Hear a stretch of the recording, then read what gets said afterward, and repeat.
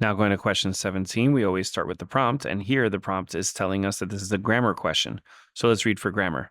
To humans, it does not appear that this spider uses camouflage to capture its prey. Rather, the brightly colored arachnid seems to wait conspicuously in the center of its large circular web for insects to approach.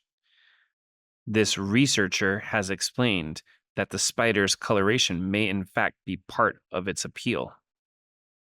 So we have this contrast. It doesn't appear that the spider uses the camouflage to capture its prey.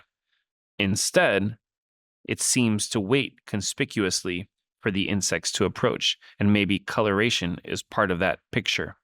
Now let's briefly review special punctuation. The semicolons for two independent clauses, for instance, John went to the mall, semicolon, he bought shoes. For the colon, the first part's independent and the second part's anything that describes the first part. For instance, there was only one thing Scooby could do, colon, run. And for the long dash, one of them is a colon and two is a set of parentheses. So one long dash is interchangeable with the colon. So here we see semicolons on two of the answer choices. And the real question is whether the rather should go on the first part or the second part. Now, if the rather is going on the first part, what that really tells us is that this rather is kind of saying that this sentence is a contrast with the sentence before it, which actually doesn't make sense.